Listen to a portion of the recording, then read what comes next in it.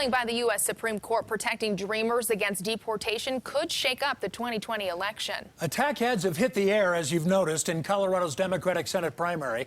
Tonight, our political specialist, Shaun, has the lowdown in our weekly reality check. I'm joined by our analysts, as always, Republican Dick Wadhams, Democrat Mike Dino. Thanks, guys, for coming out to my place again for this. So we got a lot to talk about, so let's dive right into it.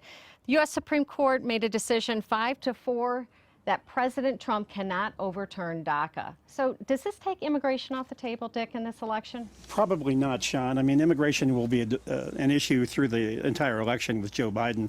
But I will say that it temporarily suspends the action by the administration. It's another area where the Trump administration didn't do the thoughtful kind of approach to the issue that they should have had. I mean, because Justice Roberts made it clear the president can suspend DACA, but he didn't do it the right way. And so, but for right now, the policy issue is off the table. The political issue is probably still there. You think he's going to try and overturn DACA again? No, I really don't. I think, no. So, Mike, what do you think? Immigration off the table this election, or does it stay a big issue? I don't think the president wants to take immigration off the table for this election. It plays well with his supporters, and he seems to think he'll get a few swing voters to go with him. I think the biggest thing is the U.S. Senate's very relieved that the Supreme Court ruled this way, because they're not in a position to do any legislation at this point.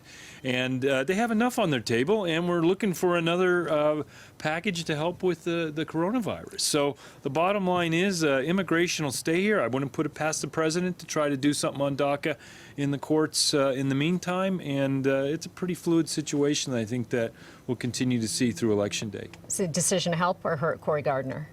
It helps him right now because he doesn't have to act in Congress. Okay, so that transitions us into the Democratic Senate primary to decide who will run against Cory Gardner in that election. And, you know, Mike, what is going on with John Hickenlooper? It feels like we're talking about this every week, but this race needs a reality check. You know, one controversy after another, but now you've got Republicans kicking him when he's down by running these ads. Why? Well, I think the reason the Republicans have jumped in at this point is because Cory Gardner has had unfavorable ratings almost the entire time he's been in office, and particularly since President Trump was elected.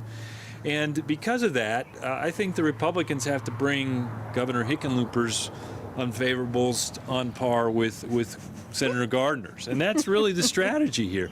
I mean, they have to make him look as bad as people look at Cory Gardner.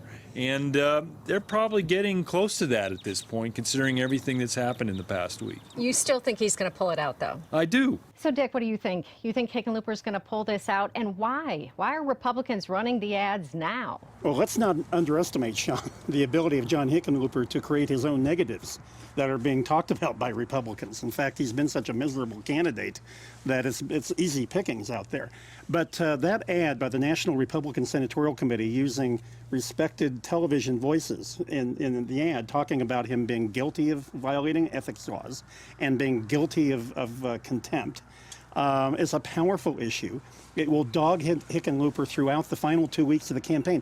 Shaun, even the Democratic ad trying to defend Hickenlooper reinforces this ethics problem, because they're trying to defend Hickenlooper against ethics violations. So he's got a big problem that he's created and that he continues to augment by his behavior. Finally, National Security Advisor John Bolton has a book, a portion of which was leaked this week, that alleges that President Trump pressured China to buy farm products from the U.S. to help get him reelected. Dick, does this even matter anymore in this election? I mean, with this many allegations even before this? You know, Shaun, there's been so much about this president that I'm not sure it really adds much to the debate. People are making their minds up about Trump and his term. John Bolton has some salacious things in there that are interesting and will be fun to read about one way or another. But whether it does any further damage to the president, I don't think so. We'll just have to see. I think this will be a non-story in a few weeks or a few days, actually. So, Mike, what do you think? Does this even matter for the president and for those other Republicans like the Cory Gardners that are running for re-election? I think this book by John Bolton just reinforces that the president's immoral and inept. It doesn't give us any new indication of anything that we don't already know. But I do think if for some reason the president gets reelected, it may give the Democrats some fodder for another impeachment trial. All right, so on that, we will call this a week. I'm sure we'll have much more to talk about next week.